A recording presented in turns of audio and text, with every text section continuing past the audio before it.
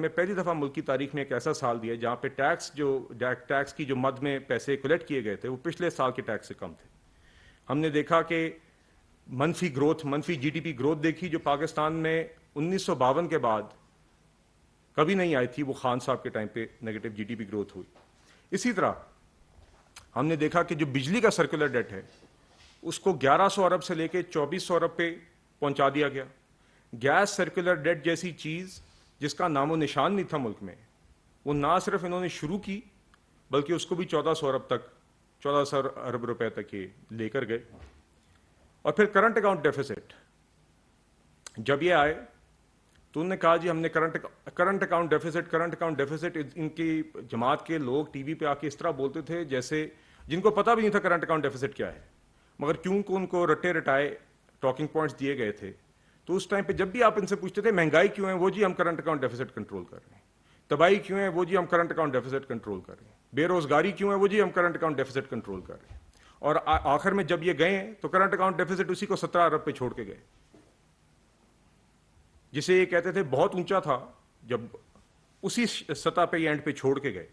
اور current account deficit مہنگا یا زیادہ چھوڑنے کا نقصان کیا ہے کہ انہوں نے 4 سال یہاں پہ یہ چورن بیچا کہ ملک میں جی کرنٹ اکاؤنٹ ڈیفیسٹ ہم کم کریں گے تو ہم ملک کے اندر جو ہمارے زر مبادلہ کے ذخائر ہیں، جو ہمارے فارن ایکسچینج ریزروز ہیں، ہم ان کو بڑھائیں گے.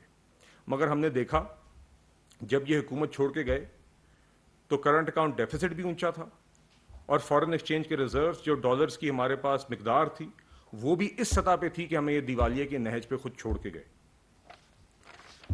اب ذرا اس کی وجوہات پہ آ جائیے، اور میں ضرور یہ اس کے بارے میں بھی تھوڑی سی بات کرنا چاہوں گا کیونکہ بات بہت اہم ہے یہ سمجھنے کے لیے کہ آج جو ہم مہنگائی یا مشکلات دیکھ رہے ہیں یہ خان صاحب کی ہوئی ہے، نالائکی اور چوری، اور اس کے علاوہ بدنیتی بھی اس میں شامل ہے، اور یہ بھی میں آپ کو بتاؤں گا. اور یہ بھی کہ اگر موجودہ حکومت نے جو اقدامات پچھلے 1 سال میں لیے ہیں اگر وہ نہ لیے ہوتے تو حالات کتنے خراب ہوتے اور کتنے خراب خان صاحب چاہتے تھے. تو اس کی پہلی وجہ تو جو خان صاحب کی 4 سال کی تباہی تھی اس کی سب سے پہلی وجہ تو ان کے 4 وزرائے خزانہ تھے. جب اسد عمر صاحب آئے تو ہمیں بتایا گیا کہ اسد عمر صاحب معیشت کے پوسٹر بوائے ہیں، ان کے پاس سارے جوابات ہیں. پتہ چلا جب اسد عمر صاحب وزیر خزانہ بنے تو انہوں نے سب سے پہلے چند ماہ تو صرف پریزنٹیشنوں میں لگا دیے. انہوں نے بھی آ کے رٹ لگا لی میں آئی ایم ایف نہیں جاؤں گا. جب ملک کا بالکل ستیہ ناش ہو گیا، جب کاروبار بالکل بیٹھ گئے، جب ہمارے سارے میکرو اکنامک انڈیکیٹرز کمزور ہو گئے تو اسد عمر صاحب نے جا کے آئی ایم ایف کے ساتھ فائنلی معاہدہ کر لیا.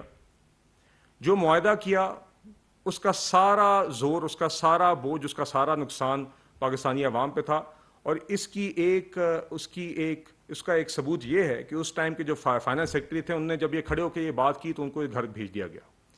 آئی ایم ایف کی نیگوسیشنز کے درمیان حفیظ شیخ صاحب ہے، یہ وہی حفیظ شیخ صاحب ہیں جن کے خلاف ڈیٹ کمیشن میں انکوائری کھولی ہوئی تھی خان صاحب نے کہ انہوں نے قرضے بہت لیے ہیں پیپلز پارٹی کے ٹائم پہ. حفیظ شیخ صاحب کو بعد میں فارغ کیا، انہوں نے وہی آئی ایم ایف کا پروگرام لکیر کی فقیری کی، انہوں نے بالکل نہیں دیکھا کہ کس طرح بہتر طریقے سے نیگوشیٹ ہو سکتا ہے. جب انہوں نے ماشاءاللہ نقصان کر لیا کافی سارا تو حماد اظہر صاحب چند دن کے لیے آ گئے. اس کے بعد ہم نے شوکت ترین صاحب کو دیکھا کہ ان کو واپس لے آئے. شوکت ترین صاحب دوسرے وزیر خزانہ تھے جو اس ڈیٹ کمیشن کی انکوائری میں شامل تھے. وہی لوگ جن کو یہ ذمہ دار ٹھہراتے تھے کہ انہوں نے ملک کی تباہی کی، انہی کو بار بار وزیر خزانہ لگایا. اور شوکت ترین صاحب نے تو انتہا کر دی. یہ وہی شوکت ترین صاحب ہے جن کے بارے میں جب خان صاحب سے چند دن پہلے پوچھا گیا تو کہتے ہیں کہ ہاں جی میں پھر سے انہی کو وزیر خزانہ لگاؤں گا. اس چیز کے باوجود کہ آج جو ہم مہنگائی اور تباہی دیکھ رہے ہیں وہ خان صاحب کی ہدایت پہ شوکت ترین صاحب نے ہی امپلیمنٹ کی تھی. یہاں پہ آپ کو یاد ہوگا کہ نومبر 2021 میں آئی ایم ایف کا معاہدہ انہوں نے جو ان کا سٹاپ سٹارٹ کبھی رکتا تھا کبھی چلتا تھا، جب انہوں نے نومبر 2021 میں بحال کیا تو کچھ وعدے انہوں نے خود آئی ایم ایف کے ساتھ کیے. پیٹرولیم ڈیولپمنٹ لیوی کے حوالے سے خود ایک شرط رکھی کہ اس کو وہ بڑھائیں گے تاکہ جو ان کا اپنا کیا ہوا خسارے تھے، جو ان کے اپنے کیے ہوئے ٹارگٹ تھے، کیونکہ وہ ان سے نہیں مکمل ہو رہے تھے تو انہوں نے آئی ایم ایف کو یہ کہا کہ اب ہم پیٹرولیم ڈیولپمنٹ لیوی بڑھا کے ہم یہ خسارے یا یہ ٹارگٹ پورا کریں گے جو پرائمری بیلنس کا ٹارگٹ ہے. مگر ہم نے دیکھا کہ چند ماہ بعد جب خان صاحب کو نظر آیا کہ ان کی کرسی جا رہی ہے تو انہوں نے آئی ایم ایف سے یہ وعدے خود توڑے. شوکت ترین صاحب نے وہ وعدے خود توڑے اور اس طریقے سے توڑے کہ آئی ایم ایف کو بتایا تک نہیں اور ان کو ٹی وی سے یہ خبر ملی. اس کے نتیجے میں ایک ایسے وقت میں جب ہمارے پاس زر مبادلہ کے ذخائر کی قلت تھی، ایک ایسے وقت میں جب کرنٹ اکاؤنٹ ڈیفیسٹ ان کی اونچے تھے، انہی کی وجہ سے، خان صاحب کی ہی غلطیوں کی وجہ سے، خان صاحب کی نالائکی کی وجہ سے، اس ٹائم پہ انہوں نے اپنے ہاتھوں سے وہ آئی ایم ایف معاہدہ پھاڑا، اپنے ہاتھوں سے ملک کو دیوالیے کی طرف دھکیلا، صرف اس وجہ سے کہ اب ہماری کرسی تو نہیں رہ رہی، اگلے آئیں تو اگلے آ کے سنبھالیں، بے شک معیشت کو آگ لگ جائے۔ یہی رویہ ہم نے دیکھا کہ سائفر کے ساتھ انہوں نے کیا، کہ سائفر جیسے جھوٹ کی بنیاد پہ یہ نیشنل اسمبلی کو ڈیزالو کرنے کے لیے تیار ہو گئے، صرف اپنی کرسی سے چمٹنے کے لیے۔ یہ خان صاحب نے معیشت کے ساتھ بھی اور پارلیمان کے ساتھ بھی کر کے دکھایا کہ وہ کسی بھی حد تک جانے کو تیار ہیں اپنی کرسی سے چمٹنے کے لیے۔ مگر بات صرف نالائکی کی نہیں ہے، جو پچھلے 4 سالوں میں خان صاحب کے ہم نے تباہی دیکھی، اس میں چوری بھی شامل ہے، چوری بھی اس کا ایک اہم حصہ ہے جس طرح کی تباہی ہم نے دیکھی۔ اور میں اس کی آپ کو صرف 2 مثالیں بھی دوں گا، مثالیں تو بہت ساری ہیں، کیس سارے چل رہے ہیں اور کیسوں سے بار بار بھاگتے ہیں، مگر میں آپ کے سامنے صرف 2 مثالیں پیش کرنا چاہوں گا۔ ایک، کووڈ کے وقت پاکستان کو ایک تاریخی موقع ملا تھا کہ وہ LNG گیس $4 پہ لے سکے لانگ ٹرم کانٹریکٹ پہ، مگر انہوں نے اس ٹائم پہ بھی فرنس آئل لابیوں کو خوش کرنے کے لیے وہ آفر ٹھکرائی، اور آج آپ کے سامنے حالات ہیں کہ ملک کے اندر کس طرح LNG کی قلت ہے، کس طرح آج مہنگے داموں پہ بھی، آج $30 پہ بھی، $35 پہ بھی آپ کو LNG گیس نہیں مل رہی، وہی LNG جو $4 پہ ان دنوں پہ مل رہی تھی وہ نہیں ملی۔ انہوں نے صرف اس ٹائم پہ فرنس آئل لابیوں کو خوش کرنے کے لیے یہ کام کیا۔ دوسری اس کی مثال آپ نے دیکھی کہ کس طرح عمران خان کے دور میں آٹے اور چینی کی قلت ہوئی پاکستان میں، پاکستان کس طرح پہلی دفعہ ایک نیٹ امپورٹر بنا آٹے اور چینی کا، یہ جانتے ہوئے کہ ملک میں قلت ہے، انہوں نے اپنے ATMs کی جیبیں بھرنے کے لیے، آٹے اور چینی کی مافیا کی جیبیں بھرنے کے لیے انہوں نے ایکسپورٹ کی اجازت دی، اور پھر بعد میں پھر دگنے داموں پہ پاکستانی عوام کے لیے امپورٹ کرنی پڑی وہی آٹا، وہی چینی جو ملک میں پہلے دستیاب تھی، پہلے خود قلت بنائی، اس کے بعد عوام کو مہنگے داموں بیچی۔ اور خان صاحب کہتے ہیں کہ وہ پھر سے انہی شوکت ترین کو بنائیں گے، اور بات یہاں پہ نہیں ختم ہوتی کہ انہوں نے IMF کا معاہدہ توڑا۔ جب موجودہ حکومت آئی، اور میں اس پہ مختصراً ضرور بات کرنا چاہوں گا کہ موجودہ حکومت نے آ کے کس طرح ان کی لگائی ہوئی آگ کو بجھایا ہے، کس طرح آج تک ان کی لگائی ہوئی آگ کو، ان کے کیے ہوئے نقصان کو سنبھالنے کی کوشش کر رہی ہے، کس طرح ملک کو دیوالیے سے بچایا ہے، اور کس طرح آگے بھی انشاءاللہ حالات بہتر کرتی رہے گی۔ مگر بات یہاں پہ نہیں ختم ہوتی کہ انہوں نے چوری کی، انہوں نے نالائکی کی، انہوں نے جان بوجھ کے ملک کو دیوالیے کی طرف دھکیلا۔ جب موجودہ حکومت آئی تو موجودہ حکومت نے آتے ہی IMF سے فوراً انگیج کیا۔ اس چیز کے باوجود جو IMF کے ساتھ پاکستان کا معاہدہ تھا وہ ایک سب آپٹیمل معاہدہ تھا، مطلب کہ وہ ایک ایسا معاہدہ تھا جو بیڈلی نیگوشیٹڈ تھا، وہ ایک ایسا معاہدہ تھا جس میں سارے کا سارا بوجھ پاکستانی عوام پہ تھا، وہ ایک ایسا معاہدہ تھا جس کے اندر انہوں نے خراب شرائط رکھی تھیں، اور اس پروگرام کو بھی یہ لے کے نہیں چل سکے تھے، اور اس میں پھر آخر میں پھر سے چلانے کے لیے انہوں نے پیٹرولیم ڈیولپمنٹ لیوی کی شرط ڈالی تھی۔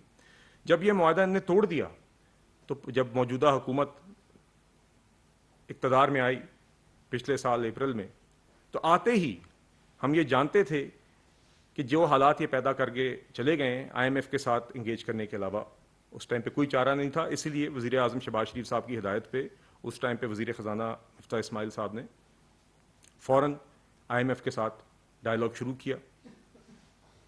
IMF کو واپس میز پہ لا کے ایک ٹرسٹ ڈیفیسٹ جو یہ بنا کے چلے گئے تھے IMF کے ساتھ، اس کو برج کرنے کی کوشش کرتے ہوئے فائنلی موجودہ حکومت نے IMF کے ساتھ پروگرام ریوائیو کیا۔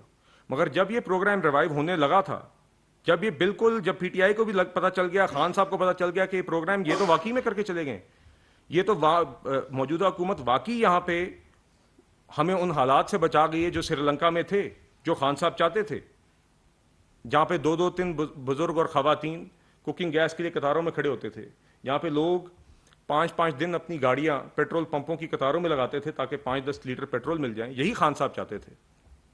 جب خان صاحب کو یہ پتا چل گیا کہ اس سے تو یہ ملک کو بچا رہے ہیں، تو انہوں نے شوکت ترین کو ہدایت دی کہ وہ ان کے صوبائی وزراء خزانہ سے بات کر کے آئی ایم ایف کو چٹھی لکھیں جس سے یہ کسی طرح پروگرام ریوائیو نہ ہو.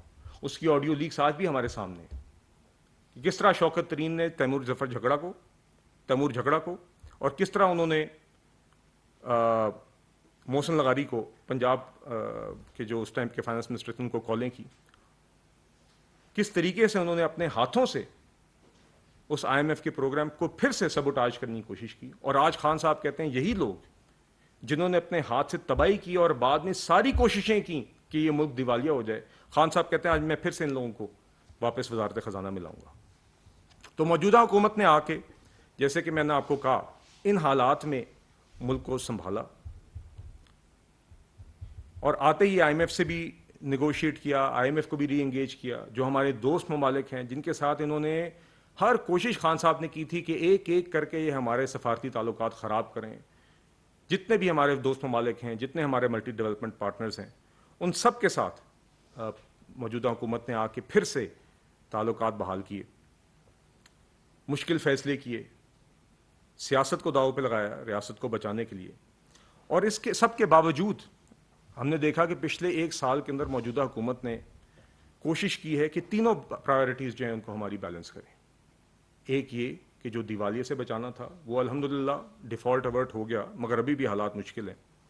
ابھی بھی ہمارے فارن ایکسچینج ریزروز کی وہ سطح نہیں ہے جو ہونی چاہیے, جو ہم چاہتے ہیں. اور اس لیے موجودہ حکومت ابھی بھی, جیسے کہ آپ جانتے ہیں کہ ایک آئی ایم ایف کا پروگرام جو ہے اس کے 9th ریویو کی ڈسکشنز ابھی تک جاری ہیں. اس کی ٹیکنیکل اگریمنٹ جو ہے وہ ہو چکی ہے, اسٹاف لیول اگریمنٹ ہونے والی ہے. اس کے متعلق آپ سے کل وزیر خزانہ نے پریس ٹاک میں بھی آپ کو ایک اپڈیٹ دی تھی کہ $3 ارب کی ایک جو فائنانسنگ ہے اس کے متعلق جو ایشورنسز چاہیے اس کے متعلق بات چیت جاری ہے. ایک دوست ملک سے آ گئی ہے اور دوست ممالک سے بھی انشاءاللہ ہم ایکسپیکٹ کریں کہ یہ آ جائے گی. اور باقی آپ نے دیکھا کہ ایک سپلیمنٹری فائنانس بل آیا ہے, دیگر ٹیرف ریویژنز آئی ہیں. تو انشاءاللہ آپ دیکھیں گے کہ جلد وہ 9th ریویو بھی مکمل ہو جائے گا. مگر جو میں کہنا چاہ رہا تھا وہ یہ تھا کہ ہم نے دیکھا کہ فارن ایکسچینج ریزروز کے چیلنجز کو مد نظر رکھتے ہوئے بھی موجودہ حکومت نے آ کے کوشش کی کہ 3 پرائیورٹیز کو بیلنس کریں. ایک یہ کہ اپنے ایکسٹرنل اکاؤنٹ کی پوزیشن کو مضبوط کریں. دوسرا یہ کہ ان مشکل حالات میں بھی جو ہمارے کمزور طبقات ہیں ان کے اوپر کم سے کم بوجھ ڈلے اور ان کی جتنی ہم مدد کر سکتے ہیں ہم کریں. اس کی میں آپ کے سامنے 2 مثالیں پیش کروں گا کہ ابھی بھی جب آئی ایم ایف کی نیگوسیشنز کے درمیان سپلیمنٹری فائنانس بل آیا تو اس کے اندر بے نظیر انکم سپورٹ پروگرام کی جو رقم تھی وہ 360 ارب سے بڑھا کے 400 ارب کر دی گئی. اسی طرح مفت آٹا اسکیم آپ دیکھ رہے ہیں وزیر اعظم صاحب نے شروع کی. ان سب حالات کے باوجود اور الحمدللہ پچھلے ہم نے ایک سال میں دیکھا ہے کہ آہستہ آہستہ جو ہمارے میکرو اکنامک انڈیکیٹرز ہیں, جو ہمارے خسارے تھے, جو یہ ریکارڈ خسارے چھوڑ کے گئے, کرنٹ اکاؤنٹ ڈیفیسٹ بھی اور فسکل ڈیفیسٹ بھی, اس میں بہتری آئی ہے. اس مالی سال کے پہلے 8 ماہ میں ہم نے دیکھا ہے کہ کرنٹ اکاؤنٹ ڈیفیسٹ میں 68% کمی آئی ہے. ٹریڈ ڈیفیسٹ میں پہلے 8 ماہ میں 36% کمی آئی ہے. فسکل ڈیفیسٹ جو پچھلے سال جو پی ٹی آئی کی حکومت میں مالی سال 2022 میں پہلے 8 ماہ میں 3.4% تھا, وہ اب کم ہو کے اس مالی سال کے پہلے 8 ماہ میں 2.8% ہو گیا. پرائمری بیلنس جس کا ٹارگٹ پچھلی حکومت نے بھی ایگری کیا تھا اور کبھی اچیو نہیں کیا, وہ ابھی پازیٹیو 0.9% ہے پہلے 8 ماہ میں. اور پی ٹی آئی کی حکومت میں پہلے 8 ماہ میں مالی سال 2022 میں یہ منفی 0.6% تھا. تو یہی آپ نے دیکھا ہے کہ ان سب حالات کے باوجود موجودہ حکومت نے میکرو اکنامک انڈیکیٹرز بھی بہتر کیے ہیں. آگے بھی آپ دیکھیں گے جب انشاءاللہ یہ staff level agreement I M F کے ساتھ ہو جائے گی, 9th ریویو ہو جائے گا, انشاءاللہ آئی ایم ایف کی رقم بھی آ جائے گی تو مزید انفلوز آئیں گی, مزید ہم انشاءاللہ فارن ایکسچینج ریزروز کو بھی بہتر کریں گے. اور جب ایک دفعہ حالات پہ قابو پا لیے تو آپ دیکھیں گے کہ جس ٹریک پہ معیشت کو 2017-18 میں چھوڑا گیا تھا کہ ملک میں اندھیرے بھی ختم کر کے, سیکیورٹی سچویشن ٹھیک کر کے, سسٹینیبل گروتھ کی راہ پہ ڈال کے, ایکسپورٹس کو اپنی بڑھانے کی ایک راہ پہ ڈال کے ملک کو چھوڑ کے گئے تھے, انشاءاللہ پھر سے پاکستان مسلم لیگ نون معیشت کو وہیں پہ لے کے جائے گی.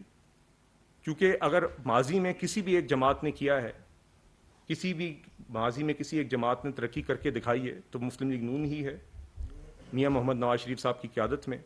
اور میں یہ ضرور کہنا چاہوں گا بات ختم کرنے سے پہلے کہ اس ملک کے جو معاشی مسائل ہیں اس کا حل عمران خان صاحب نہیں ہو سکتے.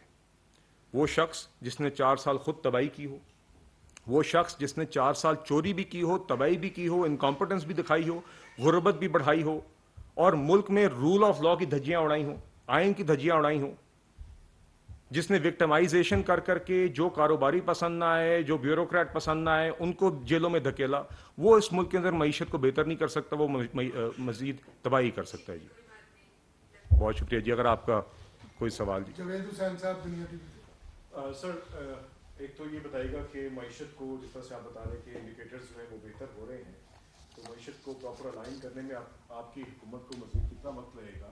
اور دوسری بات یہ کہ مفتاح اسماعیل صاحب بھی آپ کی جو معاشی پالیسیز ہیں اس پر تنقید کرتے دکھائی دیتے ہیں، تو کیا آئی ایم ایف سے جو معاہدہ کرنے جا رہے ہیں اس معاہدے کے بعد بھی ڈیفالٹ کا جو خطرہ ہے وہ ٹل جائے گا؟ جی انشاءاللہ آپ دیکھیں گے کہ جب یہ معاہدہ ہو جائے گا، اور ابھی بھی ہم نے دیکھا ہے کہ جیسے کہ میں نے آپ کو کہا ہے کہ کرنٹ اکاؤنٹ ڈیفیسٹ جو ہے وہ کنٹرول ہم نے کر لیا ہے. یقیناً کرنٹ اکاؤنٹ ڈیفیسٹ کنٹرول کرنے کے لیے امپورٹ پہ جو کربز لگانے پڑے ہیں وہ آئیڈیل نہیں ہیں، یہ ٹیمپریری ہیں، اور انشاءاللہ جب ہماری فارن ایکسچینج ریزروز کی پوزیشن بہتر ہوگی تو ہم انشاءاللہ وہ بھی کھولیں گے. مگر ڈیفالٹ تو اوارٹ ہو گیا ہے، یقیناً حالات مشکل ہیں، اور ہمیں امید ہے انشاءاللہ کہ جب یہ آئی ایم ایف کی اسٹاف لیول اگریمنٹ ہو جائے گی اور بورڈ اپروول جب آ جائے گا تو جب وہ ان کا ٹرانچ ریلیز ہوگا تو ہمارے لیے اور ونڈوز بھی کھل جائیں گی. جیسے کہ وزیر خزانہ نے آپ کو بتایا کہ دوست ممالک سے بھی ہم کچھ انفلوز ایکسپیکٹ کر رہے ہیں. تو آپ دیکھیں گے کہ اسی طرح ہی جس طرح پچھلے 1 سال میں بہت مشکل حالات میں موجودہ حکومت فارن ایکسچینج ریزروز کی پوزیشن کو مینیج کرتی رہی ہے کہ کرنٹ اکاؤنٹ ڈیفیسٹ کو بھی مینیج کریں، آئی ایم ایف کے ساتھ بھی پروگرام کو جاری رکھیں، ان سے بھی انفلوز آئیں، دوست ممالک سے بھی انفلوز آئیں، اسی طرح یہ کوششیں جاری رہیں گی، اسی طرح ہم نیویگیٹ کرتے جائیں گے. اور آپ دیکھیں گے کہ پہلے ہماری ایکسٹرنل انفلوز آئیں گی، اس سے فارن ایکسچینج ریزروز بہتر ہوں گے، کرنٹ اکاؤنٹ ڈیفیسٹ کو اسی طرح بہتر کرتے رہیں گے، اور انشاءاللہ آپ آہستہ آہستہ دیکھیں گے کہ جب ہم ان حالات سے نکل جائیں گے جو فائر فائٹنگ موڈ ہے، تو آہستہ آہستہ پھر سے انشاءاللہ ہم دیکھیں گے کہ ایکسپورٹس کی گروتھ کی طرف معیشت تھوڑی سی کھلے گی، گروتھ آپ دیکھیں گے معیشت میں، اور اس کے ساتھ ایکسپورٹس بڑھیں گی، اور انشاءاللہ آپ دیکھیں گے کہ آگے ایکسٹرنل اکاؤنٹ کی پوزیشن میں بہتری آئے گی. اسی کی طرف ہم جا رہے ہیں. مگر ابھی جیسے کہ میں نے آپ سے کہا پچھلے 1 سال میں ہم فائر فائٹنگ کرتے رہے ہیں، جب یہ حالات سنبھل جائیں گے تو واپس ایک جی ڈی پی گروتھ کی پاتھ پہ، ایک کرنٹ اکاؤنٹ ڈیفیسٹ کی ریڈکشن کے پاتھ پہ، جس میں جو ایکسپورٹس کی انکریز کی بنیاد پہ بنے، وہ انشاءاللہ ہم کریں گے. جی انشاءاللہ. ظہیر صاحب سماعت سر 2 چھوٹے سوال ہیں. آپ نے یہ کہا کہ جب آئی ایم ایف سے ایگریمنٹ ہوگا تو اسٹیبلٹی آئے گی. اب جون میں آئی ایم ایف کے ساتھ جو 9th ریویو آپ ابھی کمپلیٹ کرنے جا رہے ہیں یہ ختم ہو، اب یہ اپریل کی آج 9 تاریخ ہے، کیا اسی کو ایکسٹینڈ کریں گے یا نیا ایگریمنٹ کرنا پڑے گا فیوچر میں، یا یہی پھر آپ کی مدت تک جائے گا؟ دوسری بات آپ نے کی ایل این جی کی کہ $4 میں اس وقت مل رہی تھی، اس وقت $14 میں اسپاٹ کارگو، اور جو انرجی کرائسس ہیں، بجلی کی قیمتیں بھی بڑھتی جا رہی ہیں، سب چارجز عائد ہو رہے ہیں، کیا گورنمنٹ کے پاس یہ آپشن نہیں ہے کہ ایل این جی کو خریدا جائے پاور سیکٹر کو دی جائے؟ ایک چھوٹا سا سوال اگر بتا. جی دیکھیے، ایک تو جو آپ کا سوال ہے آئی ایم ایف پروگرام کے متعلق، جیسے کہ آپ جانتے ہیں ابھی تو 9th ریویو کی ڈسکشنز جاری ہیں جو کہ سپٹمبر اینڈ کے حوالے سے تھیں. اب ہم آپ جانتے ہیں کہ جنوری کے اینڈ میں پھر وہ فائنلی مشن نے طے کیا کہ وہ آئیں گے. 9 فروری کو غالباً وہ مشن اپنا وزٹ کر کے گیا. تو ابھی تو وہ ڈسکشنز چل رہی ہیں تاکہ 9th ریویو کنکلوڈ ہو جائے.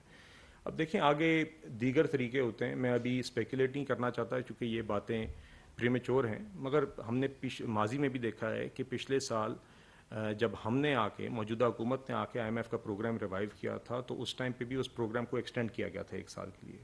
یہ پروگرام بھی انیشلی جون 2022 میں مکمل ہونا تھا، اور اس ٹائم پہ بھی اس کو 1 سال بڑھایا بھی گیا تھا، اور اس کو پھر $1 بلین سے آگمنٹ بھی کیا گیا تھا. تو یہ چیز پھر سے ضرور ڈبل چیک کرنی ہوگی، مگر یہ بھی ہمیشہ ایک پاسبلٹی ٹیکنیکلی میرے خیال سے ہوتی ہے کہ ایکسٹینڈ ہو. دوسرا طریقہ جیسے کہ آپ چاہتے ہیں، ہم نے ماضی میں، جیسے کہ آپ جانتے ہیں، ہم نے ماضی میں دیکھا ہے کہ ایک یہ بھی طریقہ ہوتا ہے کہ جو دیگر ریویوز ہوتے ہیں وہ کلب ہو جاتے ہیں. تو ایک طریقہ پروگرام کو مکمل کرنے کا یہ بھی ہو سکتا ہے، مگر یہ میں آپ کے سامنے صرف پاسبلٹیز رکھ رہا ہوں. یہ اب پہلے 9th ریویو کی ڈسکشنز مکمل ہوں گی، اس کا بورڈ ہوگا تو اس کے بعد ہی میرے خیال سے اس پہ ہم آگے بہتر بتا سکیں گے. IMF کے ساتھ جب حکومت بیٹھے گی، بات چیت ہوگی تو اس کے اوپر زیادہ کلیئرٹی آئے گی. جی جی دیکھیے، جیسے کہ آپ جانتے ہیں ابھی LNG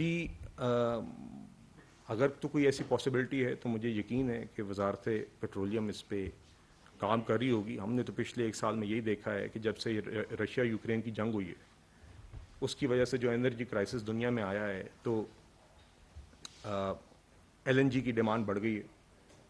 ہم نے دیکھا قطر جیسے ممالک، دیگر ممالک کے بکنگز ہو گئی ہیں کافی سالوں کے لیے. جرمنی جیسے ملک، دنیا کے ایسے ملک جو پہلے LNG پہ نہیں ریلائی کر رہے تھے، فرسٹ ورلڈ کنٹریز، انہوں نے بھی اب LNG کی طرف رجحان کیا ہے. تو یقیناً ایک چیلنجنگ انوائرمنٹ ہے، اور اس میں جو بھی حکومت کے پاس پاسبلٹی ہے سستے ایندھن خریدنے کی یا سستا فیول خریدنے کی، سستا تیل خریدنے کی، سستی گیس خریدنے کی، وہ حکومت انشاءاللہ اویل کرے گی. اچھا سر، معاشی استحکام کے لیے سیاسی استحکام بہت ضروری ہے. تو سیاسی استحکام تو ہمارے ملک میں ابھی دکھائی نہیں دے رہا، اور شاید جو ہمارے پولیٹیشنز، سینئر پولیٹیشین مانتے ہیں کہ الیکشن جو ہے وہ سیاسی استحکام کے لیے ضروری ہے. تو آپ کیا سمجھتے ہیں کہ اسٹیبلائز کرنے کے لیے معیشت کو، سیاست کو اسٹیبلائز کرنا پہلے ضروری ہے، تو الیکشن نہیں ہو جانے چاہیے؟ جی دیکھیے، اس کے حوالے سے آپ کے سامنے ہمارا موقف آپ کے سامنے ہے، جو حکومت کا بھی جو موجودہ سیاسی صورتحال ہے. دیکھیے، الیکشنز ہونے چاہیے جب بھی ان کا وقت آتا ہے الیکشنز، مگر الیکشنز فری، فیئر اور ٹرانسپیرنٹ ہونے چاہیے. الیکشنز آئین کے مطابق ہونے چاہیے. الیکشنز ایسے ہونے چاہیے جس میں جس کے نتائج سب کو تسلیم بھی ہو، جو نتائج عوام کی رائے کو ریپرزینٹ کرتے ہوں.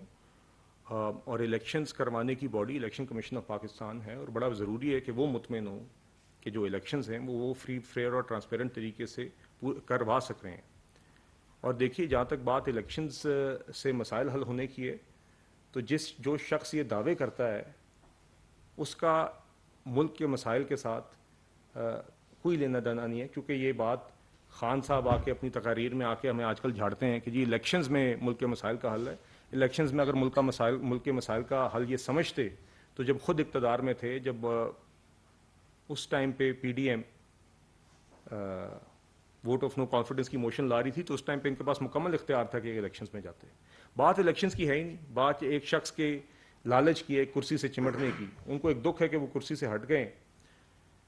اور دوسری بات یہ کہ جب موجودہ حکومت بھی اقتدار میں آئی تھی تو ہمارے لیے سب سے آئیڈیل یہی تھا اس ٹائم پہ کہ ہم الیکشنز میں چلے جاتے، مگر ہم اس لیے نہیں گئے کیونکہ اس ٹائم پہ جب ہم نے معاشی حالات دیکھے، اس ٹائم پہ کیئر ٹیکر سیٹ اپ کوئی بھی ان معاشی حالات کو نہیں سنبھال سکتا تھا. IMF کو واپس میز پہ لا کے پروگرام ریوائیو کر کے ڈیفالٹ اوورٹ نہیں کر سکتا تھا. اس ٹائم پہ جو ہمارے پاس بہت ہی کم فارن ایکسچینج ریزروز تھے، اور آگے نظر آ رہا تھا کہ کرنٹ اکاؤنٹ ڈیفیسٹ کی جو مقدار ہے وہ بہت زیادہ ہے، کہ اماؤنٹ ہے جو بہت زیادہ ہے، اور آگے چند ماہ میں نظر آ رہا تھا کہ ڈالر ختم ہو جائیں گے. ان حالات کے اندر غیر ذمہ دارانہ فیصلہ ہوتا کہ اگر ہم الیکشن میں جاتے، ہماری سیاست کے لیے تو شاید بہت اچھا رہتا، ہم اس ٹائم پہ ہمیں سوٹ کرتا تھا الیکشن میں جانا. تو آج بھی ہم سمجھتے ہیں کہ ملک کے مسائل کا حل اسی میں ہے کہ موجودہ حکومت اپنی مدت پوری کرے، یا IMF کا پروگرام جیسے کہ آپ جانتے ہیں ابھی 9th ریویو ڈسکشنز چل رہی ہیں، یہ چلیں، یا IMF کا پروگرام آگے مکمل ہو اور الیکشنز اپنے وقت پہ ہوں، تاکہ جو اکنامک اسٹیبلٹی کا ایک سفر شروع ہے یہ اس میں کوئی خلل نہ آئے. اور اس کے بعد جب وقت پہ الیکشنز ہوں گے تو آگے وہاں سے پھر مزید انشاءاللہ بہتری آئے گی. $100 بڑھ گیا جب سے PDM کی گورنمنٹ آئی ہے. اکنامک سچویشن ایسی تھی، IMF سے معاہدہ ہو جاتے تو کتنے توقعات ہیں کہ 10-15 کم ہو جائے؟ جی دیکھیے، ڈالر کے ریٹ پہ اسپیکولیٹ کرنا، میں تو بڑے بڑے فارن ایکسچینج اسٹریٹجسٹ سے جب ملاقات ہوئی ہے بین الاقوامی بینکوں میں بھی، تو وہ خود بھی گریز کرتے ہیں زیادہ پریڈکٹ کرنے سے کہ فارن ایکسچینج کا ریٹ کہاں پہ ہوگا. مگر دیکھیے یقیناً IMF کا پروگرام انشاءاللہ جب اسٹاف لیول اگریمنٹ ہو جائے گی، جب آپ کے بورڈ اپروول ہو جائے گی، جب وہ ٹرانش آ جائے گی، جب ایکسٹرنل انفلوز آئیں گی، تو یقیناً آپ کی فارن ایکسچینج مارکیٹ میں زیادہ اسٹیبلٹی بھی آتی ہے اور اس کا ایک ریٹ پہ اثر بھی ہوتا ہے. الیکشن کے لیے 21 ارب روپے میں دینے میں کیا رکاوٹ ہے؟ جی اس کے اوپر کل وزیر خزانہ بات کر چکے ہیں آپ سے. Thank you sir. وزیر اعظم کے کوارڈینیٹر بلال اظہر خیانی نیوز کانفرنس کر رہے تھے. انہوں نے کہا کہ تحریک انصاف والے دوبارہ اپنی سی وی پیش کر رہے ہیں اور ہم عوام کو حقائق سے آگاہ کرنا چاہتے ہیں. انہوں نے بتایا کہ جب پی ٹی آئی کو 2018 میں حکومت ملی اس وقت ملک ترقی کی منازل طے کر رہا تھا. 4 سالہ دور میں 60 لاکھ نوکریاں ختم کی گئیں اور 2 کروڑ لوگوں کو غربت کی لکیر سے نیچے دھکیل دیا گیا. باخبر رہیے، دیکھتے رہیے پاکستان ٹیلی ویژن نیوز.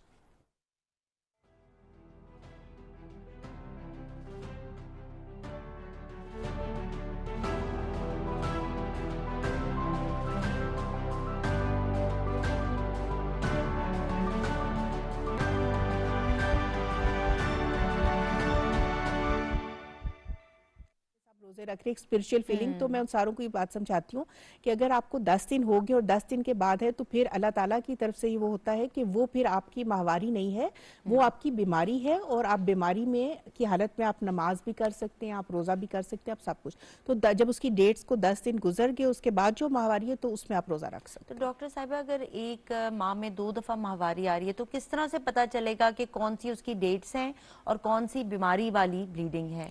یہ تھوڑا سا کلیریفائی وہ یہ ہے کہ وہ پہلے سے اس کو پتا ہوتا ہے نا کہ پچھلے مہینے اس کی ڈیٹس کب آئی تھی. ٹھیک ہے، تو وہ والی جو ڈیٹ ہوگی وہ اس کی اصل والی ڈیٹ ہوگی. اور اگر اس کو 15 دن کے بعد دوبارہ آگے ہیں تو پھر وہ اس کی پیریڈز کی ڈیٹ نہیں ہے. ٹھیک ہے، تو وہ ایک پیچھے سے ایک کیلنڈر مینٹین ہو رہا ہوتا ہے نا ہر